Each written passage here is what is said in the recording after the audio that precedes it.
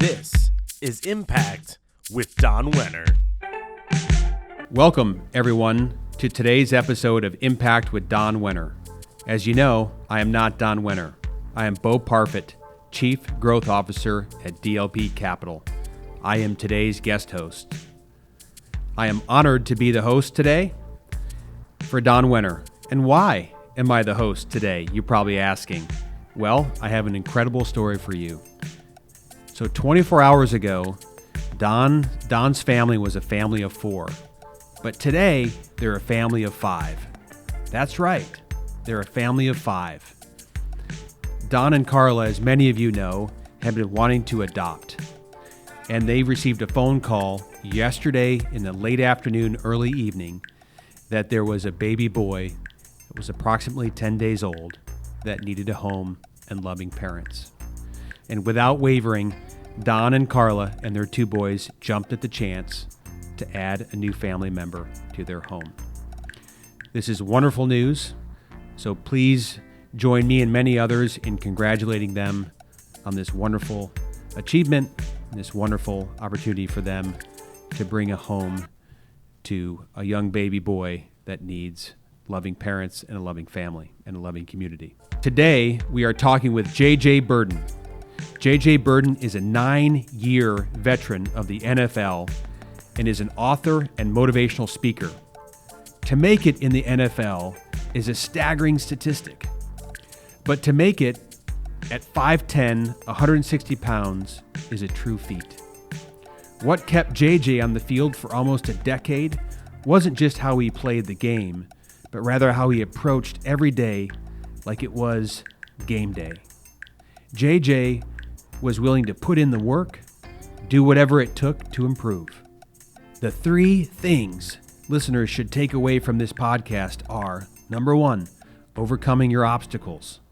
Number 2, approaching every day like game day. And number 3, the importance of mentorship and coaching. Let's jump into my conversation with JJ Birden. JJ, how are you doing? I'm doing good, Bo. How are you today? I'm doing great. Thank you so much for coming to join us here in St. Augustine, Florida at DLP Capital. Yeah, thank you for the invite. This is actually the first time I've been in this part of Florida, so far, so good. We like what we're seeing. And where did you come in from? Scottsdale, Arizona. Wonderful. And I got to meet your lovely wife, Raina, who's with us. Yes. And who else is in your family? Well, there's about 8 other ones. They're not here, though, but we have 8 children that are back home in Arizona, and from ages, let's see, the youngest is 20 and the oldest is 31, I believe. Wonderful. Well, speaking of kids and children, I am the guest host of the Don Wenner podcast. My name is Bo Parfet, and I work at DLP. I'm the Chief Growth Officer. So I'm excited to be here. I'm excited to filling in for Don Wenner, who's our amazing CEO and leader. Some exciting news. 24 hours ago, Don and his lovely wife, Carla, have 2 boys, so they're a family of 4. And 24 hours ago, they did not even know that they would be adding another child to their family. Wow. So less than 24 hours ago, they got the news that there would be a child, a baby boy, that would be ready for adoption, and it moves pretty quickly. Yeah. So very exciting. I think that they actually will take the baby home any moment. Wow. So it's very exciting. So thank you for you're going to have to put up with me for the next little bit, if that's okay. That sounds good. Wonderful. So Don and Carla will add a 3rd family member. Very excited. And I think you have a connection with that, I think. Maybe you want to tell the audience. Definitely. Totally can relate. It was 14 years ago for my wife and I, because we already have 3 biological children.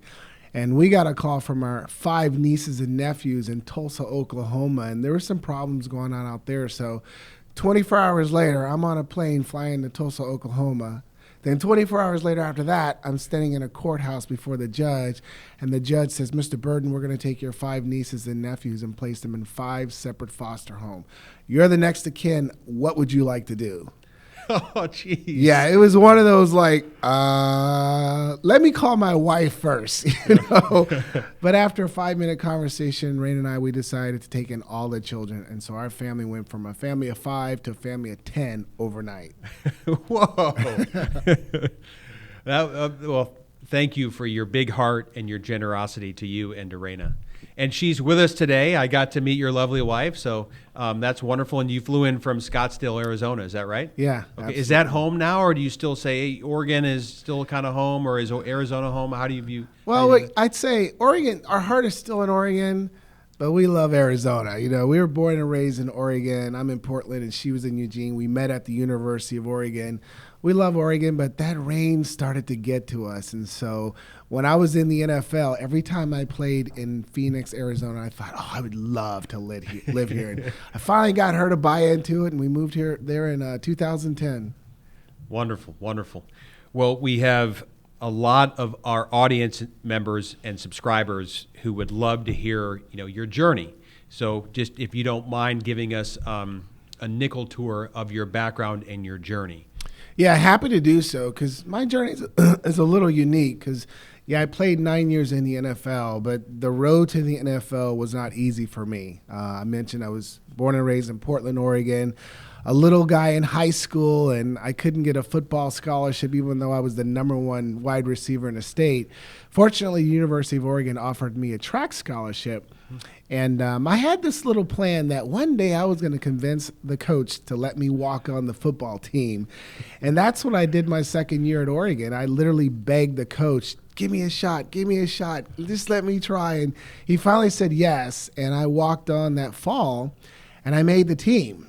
And Bo, that was really the goal. I was just trying to prove everybody wrong that I could play college Division I football. So I did both sports for 4 or 5 years, and then my senior year, when I'm getting ready for the nationals in track and field, I had qualified for the 1988 Olympic trials in the long jump, and that was the dream. And I suddenly get a call from the Cleveland Browns head coach Marty Schottenheimer, and they drafted me late in the NFL draft. My first reaction, like, are you serious? Is this a joke? Because I didn't have a great statistical college career, and I'm 5'10", 157 pounds, so I'm not the prototypical NFL wide receiver, but I thought, let me just go check out the NFL, go to the rookie camp, and then come back and finish up my track season. I went to the Browns rookie camp, and I tore up my ACL ligament on the third practice. Oh, geez. Yeah, that's probably the biggest setback in my life, but that's when everything shifted, and that's when I focused on the NFL. And over the next couple of years, I had a lot of setbacks, but I never gave up, and I eventually made it and went on to play 9 years in the NFL. And Bo, the thing I'm most proud of is this. I'm not a Hall of Famer. I never made the Pro Bowl. But did you know in the last 30-plus years, there's not been an NFL player who played longer than me that weighed under 160 pounds. So that's my claim to fame. All right. That's awesome. That's great. I love that. And then you have a book as well. Tell the audience about your book. Yeah, I wrote a book about 5 years ago called When Opportunity Knocks, 8 Surefire Ways to Take Advantage. And it's really all about seizing your opportunities in life. I feel that I'm the poster child of that. I've done that. And I just want to encourage and show people what it takes to, if you've got a goal, if you've got a dream, if you've got something you want to achieve, here's how you're going to do that. It's not going to be given to you, but if you're willing to put in the work, it certainly is possible. Wonderful. So please check that book out.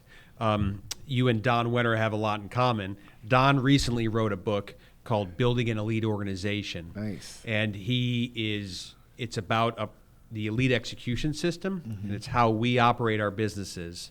And everyone from the receptionist all the way up to the CEO, we follow this system that Don created. It's fabulous, and we say that, what we accomplish in 90 days, most companies have done in a year because Nice. it's, if you follow, as you know, a discipline and a process, good things can happen. Yeah. So you and Don need to swap books and endorse those books. Yeah, I like that title because, I know the importance of having a system and in business and in sports too. One of my coaches, Marty Schottenheimer, he would say that all the time, guys, our system works. If you follow the system, we're going to get the results. And every year we made it to the playoffs with them. That's wonderful. So tell us, you have brothers and sisters. What was your childhood like? And tell us about that, and then I have a follow-up question from there. Yeah, I think that's a great question because I was raised in the inner cities of Northeast Portland, and we'd say that was the hood. And that was the time when I realized that I wanted more. When people talk about what's driving you, what's your why, it was established in me because, we had a tough upbringing, we struggled, and I didn't want that. And I basically said, I'm going to break the cycle. I'm leaving the hood. I want to go see the world. I want to create future opportunities. And that's what was driving me. And unfortunately, through athletics, I was able to get a scholarship. I graduated from Oregon, but it really gave me some opportunities that my brothers and sisters didn't get. They had a chance, but they just didn't have that drive. They allowed the circumstances around them kind of control them. They were like, how would you put it? They were the victim mentality. And I said, I'm going to be the victor. Mm-hmm. And that was really what was driving me early on. I love that. If you were to pinpoint one or two or three things, was there, where does your drive come from? Was there a seminal moment, or was it a cascade of events? But you have an unusual drive, which is very inspirational. And a lot of people, you've inspired a lot of people. So where do you think that drive comes from? I think it really came from the fact that throughout my life, people have always looked at me as an underdog. Because I was always the smallest in school, I was the lightest, I was the little guy. And whether it was in grade school or high school or college, there was always people around me telling me I could not do something. So I saw that people recognized, or they saw me as an underdog, but I never believed I was an underdog. And so I had maybe the underdog mentality, but I had the work ethic like a champion. And that's what really kind of drove me from high school to college. Because I wasn't trying to get to the NFL. I was just trying to prove to them I could play in college. And when you put in that consistent work and you show that grit and that discipline, other doorways of opportunities start opening. And that's what happened. So even to this day, when I launched my speaking career like 6 or 7 years ago, I had people around me who doubted me. Why would you want to do that? You should go do something else. But I believed I had the passion, I had the message, and I really wanted to share what I learned through my journey to help others achieve the goals that are important to them. Fabulous. So at DLP, we're trying to solve 4 crises, okay? And these are important to Don, and they're important for all of us. And I'm going to name the 4, and then I have a question on the third one. So the first crisis we're trying to solve is the affordable housing crisis. It's a big problem in America. There's not enough affordable housing for people. Number 2 is there's a jobs crisis. It's a big problem. Number 3, there's a legacy crisis, a family legacy crisis. And number 4 is a happiness crisis. And everything we do at DLP is surrounded around solving one or some or all of those 4 crises. Mm-hmm. So let's zero in on the legacy crisis a second.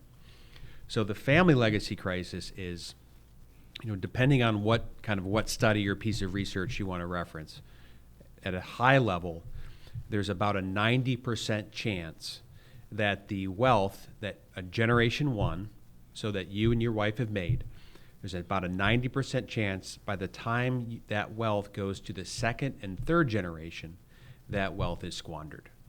Okay? So this legacy, that transfer, right? This grit, this work ethic that is not transferring down at about 90% of the time, okay? On average. Mm-hmm. So it's you think about it, should be the opposite. Right? So what are some things that you and Raina have done to instill with your kids, hey, here's how we're going to instill drive, grit, work ethic, and that determination? Because I know there's a lot of parents and grandparents that are listening that are always looking for, a good tip or a good technique or a good strategy. Yeah, that's a good question. I would say first, in what we've done is, we have to figure out, why do we want to leave a legacy? what is the motivation behind that? Why is that important to us? Just because, or I don't know, that's not good enough. It's got to be something that's compelling, that's strong, that's emotional. Why do we want to leave a legacy for our young ones? And as we've determined that, then it's teaching our young ones the proper principles that they need in order to be successful. Also help them to understand that there's no entitlement here. This is the real world. You're just not going to be entitled to get this and get that, because that's not what happened to us. So it's teaching them proper principles of, hard work and discipline and respect and appreciating what you have, but also earning it as well. Because we figured that if we can teach those principles and they develop those habits, what's that saying? How you do anything is how you do everything. That's something that can stay with them. And so when whatever we've created and whatever we left for them, I think they'll appreciate it more because they had to put in the work too to build something for themselves as well. I love it. Thank you. That's good stuff. So we at DLP have the Prosperity membership, the Prosperity Family Wealth and Legacy membership. And we're approaching 2,000 investors, and we kind of selectively ask a group of our investors to join this Prosperity membership. And the Prosperity membership, we have an event coming up, which we'd love to tell the audience, if they're available, come join us November 11th through the 14th in Ponte Vedra. And we are going to dig into this legacy crisis, this legacy issue.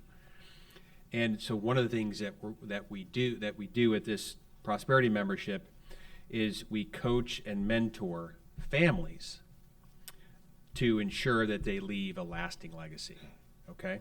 So we coach and mentor them. What role have coaches or mentors played in your life that's had an impact on you? Huge role. Huge role. Even to this day, every phase of my life, I've always had a coach, a mentor, a teacher, accountability partner. And it's one of the tips for success I always share because, there's nothing better than having someone you have access to who's already walked the road that you're traveling on, who's already achieved the level of success that you're trying to get to, because success leaves clues. You can always learn from them. And it's one of the things that I encourage people that, it doesn't matter who you are, how successful you've been, what family you've been born into, you always want to have the ability to ask for help. Think about all the greatest athletes in the world. Michael Jordan, Wayne Gretzky, Nolan Ryan, you just name all the athletes. What do they all have in common? They've all had coaches. They've all had mentors. They've always had someone who's held them accountable. So for anyone else that's looking to excel in any area of life, you always want to have that go-to mentor because it's nothing like having a brain to pick and an ear to listen to you. Well said.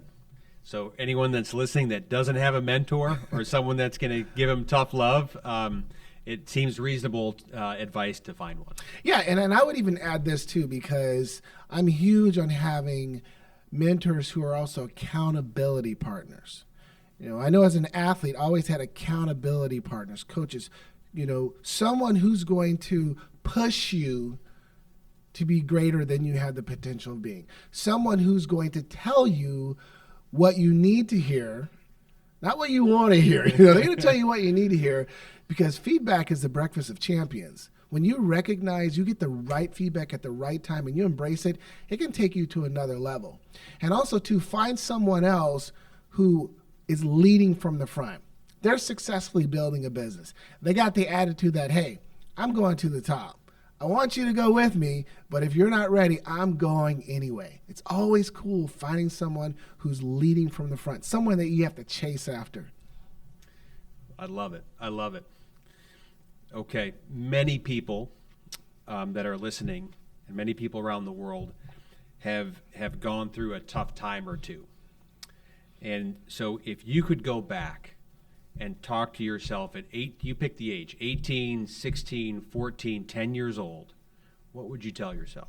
Oh, man, that's a loaded question there. Probably, I think I was telling my wife this not too long ago. I think one of the lessons I learned, especially after the NFL, because, here I get to play this game where And everyone thinks, let me just say that, everyone thinks all NFL players are financially set when their career's over. That's not true. There's a lot of us, we all have to have a transition. We have to have a plan B. And I think one of the mistakes I made early on was I was obsessed with trying to be successful and not being a failure. And I got involved in like 5 or 6 different businesses. I spread myself way too thin.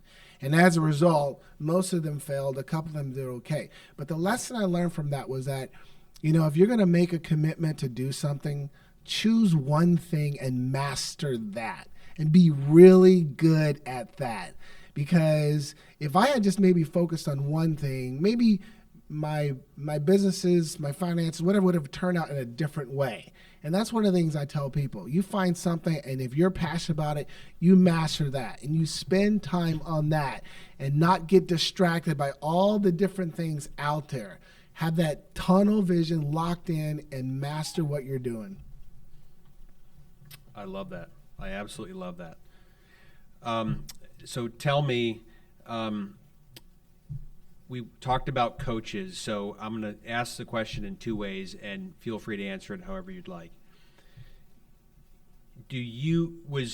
Was a coach, when you think about, hey, these 1 or 2 people were most impactful to me in my life, was it a coach? Was it a teacher? Was it a friend? Was it a family member? You know, how would you answer that one? Well, I've had a lot of coaches, teachers who've impacted me, but the one I'm probably going to zero on is my uncle, Mr. Uncle Sonny. Uncle Sonny. Uncle Sonny. And I got to tell you the story, and you'll understand why, because my uncle was the first person who mentioned my name in the NFL when I was 16 years old. He went to one of my varsity football games. I had this game where I had like 4 touchdowns. And after the game, he goes, "Nephew, you're going to play in the NFL someday." And I said, "Uncle, you're crazy. I am not playing the NFL. Those guys are too big. I'm not going to play." He goes, No, I believe in you. And he said, "I want you to promise me your first NFL pass or NFL touchdown." I go, "No, Uncle." He says, "Just say it." I go, "Whatever, you can have my first NFL touchdown." Fast forward to September 19th, 1990. We're playing the Seattle Seahawks. I'm with the Chiefs. My first game near Portland. Everybody's there. I score my first touchdown. Yeah, and I come out of the locker room, and I see my uncle about 30 yards away. He's got his hands on his hip, his chest out, looking pretty proud. And I'm like, okay, let's just give him his moment. So I have the ball, and I come up to him. I take a knee, and I give it to him. And I go, "Here you go." And I said, "Uncle, how did you know?" He said, "Nephew," he said, "I believed in you, and I knew you had the ability." He said, "But you didn't believe in yourself. And so I had to pour belief into you until you got your belief to where it needed to be so you could take yourself all the way." And I never forgot that lesson because he's right. I had to borrow his belief until it clicked one day that I could really do this. And that's why it kind of goes back to that point about having the right mentor and accountability partner, because sometimes they will pour into you what you need at the right time in order for you to do what you need to do. I love that. I absolutely love it. And I still have the ball. It kind of made its rounds through our family. My uncle had it, then he gave it to my grandmother, and then my grandmother passed away, and then he got it, and he gave it back. He gave it to me about 8 years ago, so now it's in my office. Okay, so good. But it's been protected by family members all along the way. It's nice. It's the only thing I have in a glass case. It's definitely protected. Wonderful, wonderful. Well, here's a fun tidbit. Your birthday is June 17th, and my birthday is June 17th. Okay, so I'm trying to find someone's birthday for every single day of the calendar, and I don't have one for June 16th. So I may give you a text, hopefully for many years to come, saying happy birthday. Is that okay? So you're June 17th or June 16th? I'm June 17th. You're June 16th. I'm June 16th. Okay, yeah. I also got married on that day too. Oh, you did? Yeah. All right. So I never forget my anniversary. Good stuff. What's something that people or the media at times seem to misunderstand about you? I would probably say they probably misunderstand the fact that it was easy for me to make it to that level, because you see all the professional athletes out there and they don't understand. It's a difficult road. It's a very, how do you put it? To make it to the NFL is very rare. I mean, you look at the statistics, high school athlete has a 0.008% chance, college athlete has a 1.6% chance, and then if you make it to the NFL player's career average is less than 2 years, while the average NFL player is 6'2", 245. Jeez. Do you think it was easy for a 5'10", 157 pounds to make it to the NFL? And that's one of the reasons why I became a speaker, because I know that there are people out there who are struggling, who have challenges, who feel the odds are against them, who deal with uncertainty. I want to instill into them that, it doesn't matter if these things happen. What matters is how you respond, how you react to them. That's what makes us who we are. And those are habits that can translate in any aspect of your life. Not just business. It can be family. It can be your personal goals. It can be whatever. I love that. I love it. Well, good stuff. So this is always a fun one. If you could have dinner with 2 or 3 people, and you could go back in history, if you had a magic wand and you could have dinner with 2 or 3 people, who would you pick? Jesse Owens. Okay, tell us why. I was a huge track and field fan. Okay. Huge track and field. I love track and field. But when I do the research on him and what he had to compete under, the conditions and obviously the challenges with the countries and all that, I mean, that is it's impressive that he was able to stay focused and not allow the distractions to knock him off and still to perform at a high level as he has. It just, when I compare what he went through and what we went through, you're just like, oh my goodness. Not to mention they were running on dirt. They were wearing shoes for their track shoes and stuff. It's just like, it's just amazing. It would be cool to have a conversation with him and just, how did he do it? How did he stay focused? How did he still perform at a high level with everything that was happening around him? I like that. That's a great one. So a lot of people reach out, to Don and, at DLP, and, because we teach this elite execution system, in Don's book, and many operators are following it. So one kind of unique thing is, yes, we provide, debt and equity to other real estate operators. We do. But that's the easy part. In a typical bank, and I'm not poo-pooing on any bank out there, but a bank will give you a loan. Mm-hmm. But a bank, they don't care if you're 60 pounds overweight or 80 pounds overweight, or if you're working 70 or 80 hours a week, maybe you're on your first or second marriage, or your kids don't like you. A bank doesn't care. They just want you to pay kind of that monthly payment. And what's kind of what's unique about DLP is, we're a lender and also provide equity, but our elite execution system is designed to help people live a better life and bring that balance back. Hey, you can actually go from working 70 hours a week down to 50 and accomplish more and get your life back and have a better family life. And a lot of people ask us, hey, it's that discipline, right? So there's 2 types. Some wise person once said there's 2 types of pain in the world. There's the pain of regret and the pain of discipline. And one of them weighs a heck of a lot more than the other. You must have been very disciplined.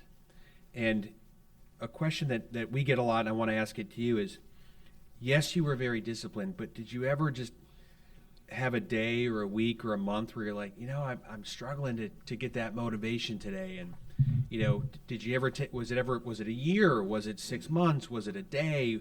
And what did you do? What technique did you do to say, I'm going to kick myself back into gear here? Yeah, that's a great question, because it's human nature to have your bad days, to have your bad moments, or I call them pity parties. Have your pity parties, When I tore up my ACL and with the Cleveland Browns, I remember sitting in the locker room crying, and then for 5 minutes later, I was like, okay, wait a minute, you need to snap out of it. And the thing I tell people is this: when you have those bad days, those bad moments, you can have your pity party, but don't hang out the party too long. You got to leave the party, because if you don't leave the party, you'll stay there too long, and you can go down into a hole that you can't recover from. So for me, I've always had this mentality of, okay, what's next? If I deal with a difficult day, maybe a difficult business day, it's like, okay, what's next? And that's the beauty of having the right mindset. A positive mindset. You wake up every day, it's like, it's a new day, let's rock and roll. You have the right frame of mind. But having the discipline is so important. Discipline, I say, is one of the master keys for success in anything you do. And this is how I describe it. So everybody, if you're listening, you want to write this one down.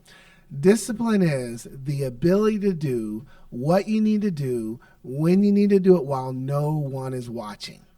And as a professional athlete, that was automatic. I didn't need someone reminding me after a bad game or after bad practice. I need to study film. I need to go over the plays. I need to get my treatment. No, that's what you do automatically to be the best and stay the best. Again, it comes back to creating those habits.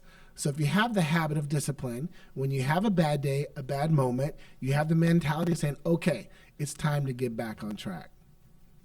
Okay, audience, it's time for the lightning round. JJ, are you ready? I think so.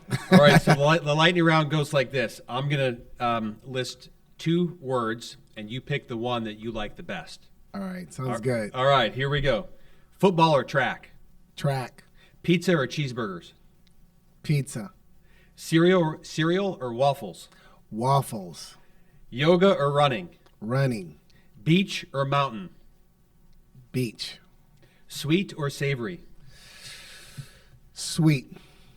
Chiefs or Browns? Where's the loyalty? Chiefs. Brady or Montana? Brady's the best, but Montana was my quarterback. Take that answer. Well, good stuff. Good stuff. On the staying kind of on football a bit. So the Chiefs have had some recent success. Talk to us a little bit about that. Yeah, it's exciting to watch the Chiefs, their evolution, so to speak, because I think the year I signed in 1990 was their first winning season like in eons. But it's like since then they've been building this foundation, putting all the pieces in place to be able to become a more successful franchise. And that's what you're starting to see. You're seeing the product of something that started years ago. So it's really cool to go from one of the worst teams in the league to everyone's expecting the Chiefs to contend for a Super Bowl, and it makes you even more proud being I'm a former Chief. Remember when they won the Super Bowl a couple years ago? I felt like I was still on the Chiefs. I was so excited that they finally got that second Super Bowl. Good stuff. Good stuff. So JJ, Coach Marty Schottenheimer drafted you. He took a chance. He took a shot. He saw something in you that a lot of other coaches either didn't see or chose not to see. What was that interaction like when you first got to meet him, or when he explained to you, hey, here's why I'm doing this. Here's why I believe in you. Tell us about that. Yeah, I actually did ask him that because my senior year in college, I had 1 touchdown. I only had 19 catches. Those aren't impressive college stats for NFL wide receivers. So I'm just like, no way I'm going to make it to the NFL. But so when he drafted me, I was like, well, why did you draft me? What did you see? And he just said, you know what? He goes, you might be small in stature, but I can tell you got a big heart and you play big. He just said, you need an opportunity. And I believe you have the ability to play in the NFL. And that meant a lot because this is the highest level. And he had evaluated thousands and thousands of players over the years. And when he drafted me in Cleveland, obviously I got injured, and then he was fired the next year. And then when he became the Chiefs head coach, I was one of the first players he called. And here's what's cool about this too. So when I signed with the Chiefs, I had this amazing offseason. I'm running fast. I'm catching all these balls. And Marty was so proud because he brought me over and he believed in me. So I had this great camp.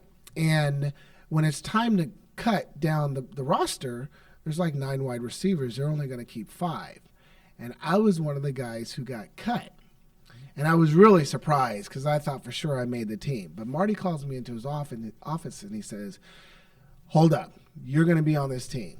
You need to be on this team. And I'm going to get you on this team. But because we drafted this other receiver who you outplayed, he has to make the team. This is the politics of the NFL. He said, just hang tight for 2 weeks. I'm getting you on this team. So I go back to my apartment and I tell my new wife of 3 months who's carrying a honeymoon baby, we got a baby on the way, and 2 weeks go by and I haven't got a call from the Chiefs yet.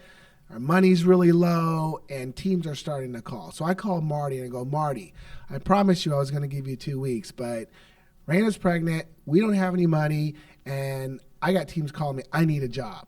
He says, okay, kid, come to my office. So I go to his office, and as soon as I walk in, he pulls out his wallet.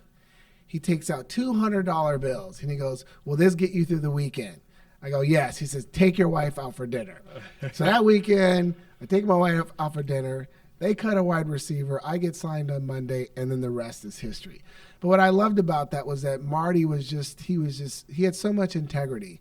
And if he believed in you, he was going to do whatever he could to make sure that you got your opportunity. And that's exactly what he did for me. Oh, I love that story. I love that story. Yeah, a lot of people don't hear about the kind of behind-the-scenes stories like that, but those are things I can share now. But I always teach. There's always a lesson behind everything, and the lesson there was I always maintained a solid relationship with Marty, even when things didn't go well. I still had respect for him. I still, let him know that he was still important to me, and I respected him. And I think that because I maintained the right relationship with him, when the opportunity came for him to sign me, he jumped on it. And I went on to play 9 years in the NFL. I love it. I love it. Terrific. Well, this is great. You're going to speak to us tonight. So you're going to speak to DLP tonight, which is fantastic. And then we're also going to see you in November, right? For our big event in November in Ponte Vedra. Yeah. So for those audience members who love this podcast, please know you can see JJ Birden live in November 11th through the 14th in Ponte Vedra. And will Raina be joining you? Absolutely. All right. Good stuff.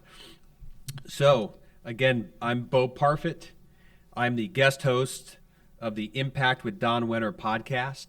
It was an honor and privilege for me to fill in today for Don, who is, if those of you are just joining late, he is in the process, probably as we speak, of adopting a child. So this will be their 5th family member. So it was an honor and privilege for me to chip in here for Don. And JJ, what a treat. Thank you so much for spending time with me and our DLP community. So thank you so much. No, thank you too. And I'm looking forward to tonight and in November. I'm going to show the audience how to seize those opportunities. All right. Thank you so much. This has been Don Wenner on the Impact Podcast. Thank you so much for joining us on this episode. You can check out our other episodes by subscribing wherever you get your podcasts or on YouTube, or check us out online by going to impactwithdon.com. I encourage and challenge you to make an impact.